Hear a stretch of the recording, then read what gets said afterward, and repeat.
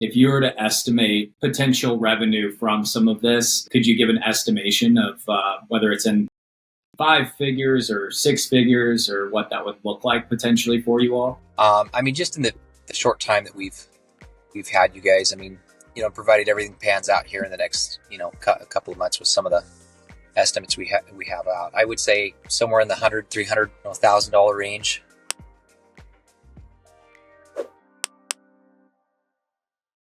Hi.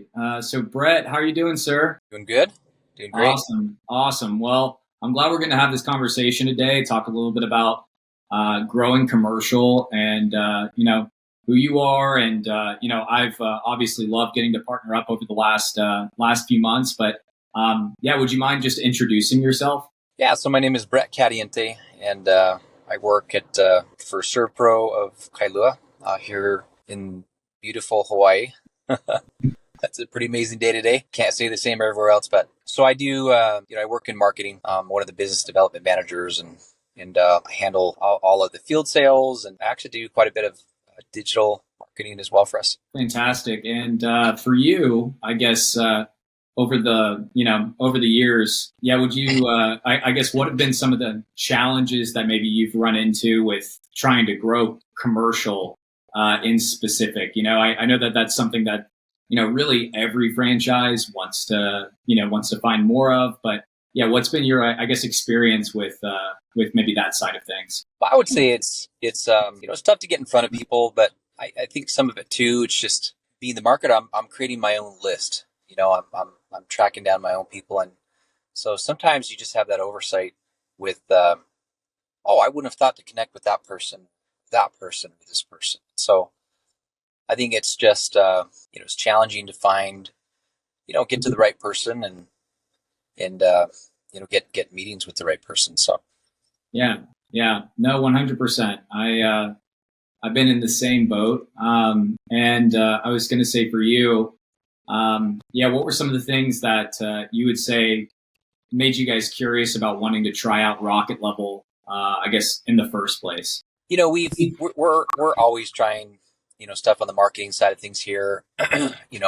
We are, trying to grow, and, we tried a few different avenues and just thought, what, this sounds like this could be of, good benefit. We've gone through a couple of reps here that, that haven't worked out. And so we thought, what, let's give this a shot and let's see how this goes. And it's been great. But, initially we just, we wanted to try something where we were not necessarily just, we're getting leads sent to us, but we're actually appointments, or we're having a company generate those appointments for us. And we're just trying to put bodies in front of those people. Absolutely. And, for you, over the last, I guess, few months, are there any kind of like numbers that you could put behind, I guess, some of what's come out of it, or any opportunities that, you would say kind of made this relationship proven to be, fruitful? A lot of people know the restoration entry, the sales cycle, can be quite long. Yeah.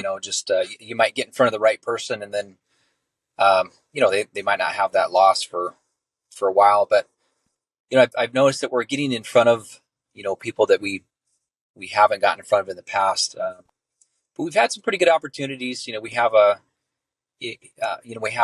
would be considered a large loss opportunity. We're still working on that one and hoping to close that here in the next, month or so. We definitely have had some, what you might call like day-to-day, opportunities, for, quotes on the construction side of things, and, some mitigation jobs. And so definitely have had some opportunities, come out of it. Absolutely. And I guess for you, is there anything that, thinking about if somebody were to use RocketLevel, is there anything that you think would be helpful for them to know about, I guess, or maybe a mindset to have going into it? Everybody wants to know the ROI, right? What's the ROI?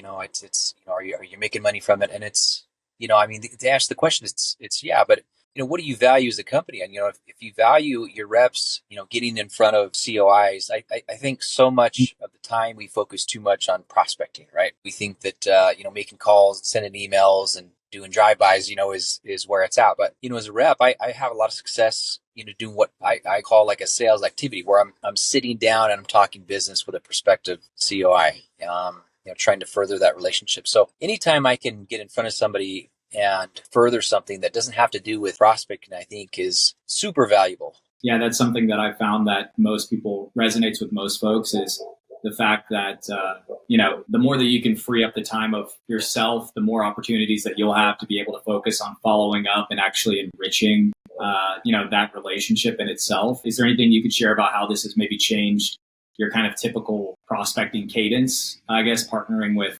RocketLevel? Yeah, I would say if anything, it's just put more of a focus on the sales aspect of marketing, right? Yeah. So, some of the reps we've had come through here, and we've kind of asked, how they're doing the activity and they're putting everything together. How come they're not being successful? And it's, at the end of the day, I think a lot of it is they're just not performing sales activities. They're not getting those meetings, set up. They're visiting people, right? And again, people that are expecting you to stop by that day and say hi, and that's great, but that needs to get converted into, a sales activity. I need to have some time, sit down with that person, talk to them about, our company, figure out what their problems, challenges, are, and how we can support them and to further that. So it's just put more of a focus on getting more COIs to that stage, if you will. Absolutely. And then, in terms of vertical coverage and the types of opportunities that you've been seeing, would you, I guess, is there anything that you could share in terms of like the types of people that you've been meeting with, and have they aligned with your expectations? Yeah, it has aligned with our expectations.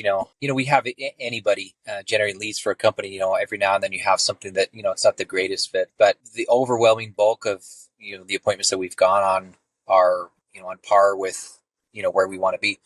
There's always some going back and forth, with you guys and, hey, we had these types of meetings last week and these worked out really well. Let's get more of that. So, as long as you're, going back and forth and trying to fine tune, you continue to get in front of, the ideal people that you want to get in front of.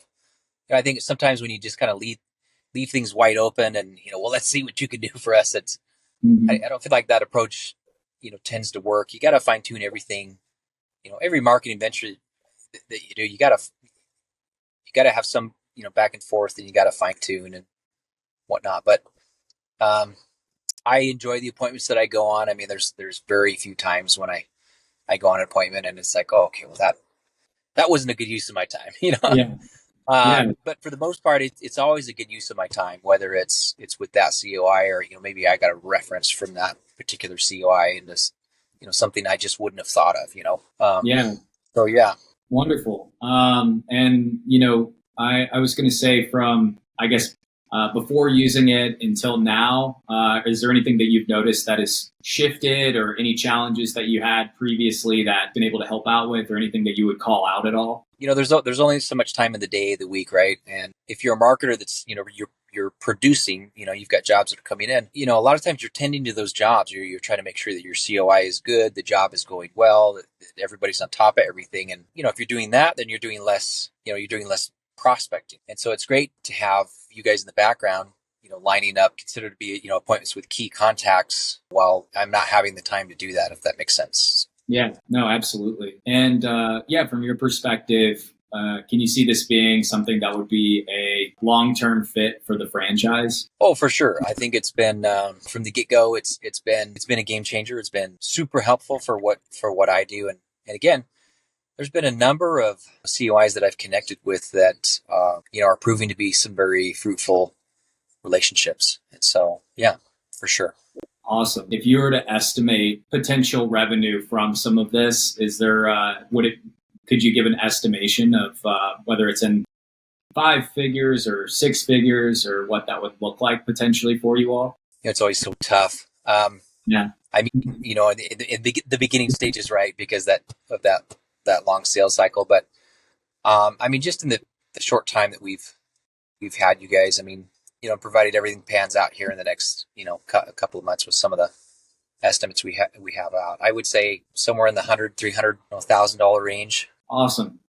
Well, soon you guys are going to have to fly me out to Hawaii. No, I'm just kidding. For sure. No, yeah. But no, I mean, I appreciate want to do some one-on-one. Yeah. Yeah. Yeah. No, I was going to say, I mean, thinking about, who this might not be a fit for, that comes to mind, in terms of like, yeah, is there, franchises where you're like, hey, this might not be a good fit for you, if, you have I some of mean, these characteristics. yeah, for sure. Just to kind of reiterate, I think if sometimes you have people that come into, when they do the marketing, whether it be digital, whether it be, something on LinkedIn or, something like this, with you guys, it's just having the proper expectation, right? And I think Yeah. sometimes people go into things and it's like, oh, I just, I was thinking I was going to get, this and I'm not getting that. And so I think just, if you're not willing to have some back and forth, then just like a digital marketing campaign where you would go back and refine what it is that you're doing. It's like you see the company running the ads. It's like, well, hey, can we run some different ads? This doesn't really align with what we want. Yeah. And you're constantly tweaking and improving and tweaking and improving. And the campaigns get better and better and better. So you just have to have that willingness to, here are the results we got. Let's go back and let's fine tune. Because at the end of the day, if you just had somebody tell me one time, some other marketing, digital marketing ventures I was involved with, that, I was having some frustration with what I was trying to accomplish. And the guy was like, look, you just need to go through what I went through, right? I'm in a different market than you are. But he's like, I went Mm-hmm. through everything that you've gone through, and I know what works. I know what doesn't work. I know the types of ads that I need to put out there with my people. And all I did was I just went through it. So he's like, you just have to be willing to, go through it. And if you know what works, just get it to where you need to get it, But there's going to have to be some, back and forth. And that's not to say that at any point we've had negative results, but we have fine tuned some of the COIs that we've chased down, and it's gotten better and better. So Absolutely. Yeah. And, yeah, to your point, right? It's making that time investment to run through everything. And that's kind of the power of having a human element to it is, yeah, it has the capacity to, ideally the way it should function is every week it gets a little bit better for you guys, right? yeah, too many people I feel like just stop short. It's like, what's the temperature for boiling? It's like if you're 1 degree shy of that, it's not going to boil, but you hit that temperature and then all of a sudden you have boiling water, A lot of times it's like, we want such, quick results. And again, the results were quick. We got great appointments, and so you have to understand, like, just like anything, TV ads or whatever, things take time. You still have to nurture these contacts. And so got to be willing to put forth the effort. 100%. Thinking about some of the upcoming months and your own goals, right? Yeah. What are some of those goals, and would you see that they're in the partnership that we would be able to support some of those goals? We want to get more involved with commercial. We want to find, like we talked about the other day, we're looking to get in front of more of that commercial property manager, those facilities managers, medical facilities and buildings and things like that. But we want to grow it, predominantly on the commercial side of things. So we've also just seen a lot of success, brief success with the program on the commercial, on the commercial side of it. So, here we have a lot of, high-rise residential condominiums. I mean, there's a lot of work there. We would like to expand our commercial footprint, though. Do you just have any like kind of final thoughts or words of encouragement for anybody that might be considering using RocketLevel? We've talked so many times about this, but I've been a fan of it from the get-go. I really just kind of, after having some reps come and go and just kind of thinking about, all right, what's going to work, and I really value these types of appointments where me or the rep is not having to spend so much time prospecting. Eventually it's like, you bring on a new rep and you're going to have a lot of prospecting to start, but eventually you want to start turning that into sales types of activities. So, as a franchise, it's like, what do you consider a sales activity? Yeah. Meetings, implementation meetings, maybe it's lunches, if lunches work for you, a lot of people have success with that, but less prospecting and more sales types of activities. And owners want to see a lot of activity. It's like, well, I mean, that's great and all, but that activity doesn't necessarily mean it's going to produce sales. Sales activities produce sales, and prospecting produces prospecting, So 100%. I run into that all the time, because, and that's kind of, the reason this even exists in the first place is just so many people have bought and invested in data, bought all of the software. But at the end of the day, it's like all of those things are fantastic and can be leveraged properly. Usually, the reason people are buying it is because what they want is that outcome of what happens when you leverage data properly. So that's always been kind of the vision, is if we can cut out the middle, cut out all of the effort of somebody having to make first 8 calls to one single person just to be able to get some sort of a meeting and be able to multiply that, then it's gonna add up positively, as long as we can always make sure that we're narrowing our focus and pointing everybody in the right direction and learning from you guys on how the territory works. Yeah, and I also think a lot of times people think when they're just popping in, if they spent enough time with someone, it's like, oh, I had a good meeting. It's like, no, you didn't. There was nothing the COI really had to do. They didn't know you were coming that day. They just I used to be on the referring side of things, and I had a lot of business to refer out. I don't think I ever appreciated somebody just dropping by my office and trying to talk with me unless they were just dropping something off, something of value. But that never happened, So I was always like, it just would have been so much better had people just taken the time to just try to schedule something. And I know that's harder, but I am more valuable, right? And the COI is more valuable if you can get them to, cut out some time in their day. I mean, somebody who's willing to do that is going to be a decent, prospective client for you moving forward. So. Absolutely. No, 100%. I mean, did you notice, have you noticed that people are maybe becoming less receptive to the drop-in versus how they were previously? I don't know about that, but I think the people that have the business, that if it's somebody that has the frequency of loss, they're busy, right? And they just, I think they appreciate, someone like me taking the time to try to, schedule something, or maybe using the phone a little bit more. It doesn't always have to be a physical stop in. Sometimes the more appropriate, communication is a call.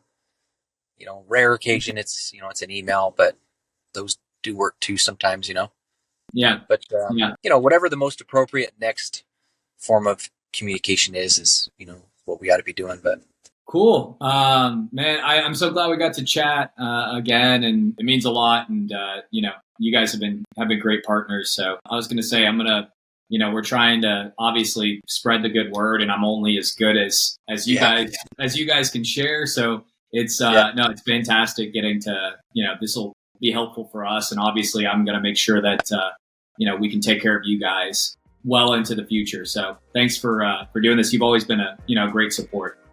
You're welcome. Yeah. Thank you for the help. So reach out anytime. Hey man, no, that's awesome. And we're going to keep it coming for you guys. Okay. Sounds great. All right. I'll catch you later, Brett. I hope you have a good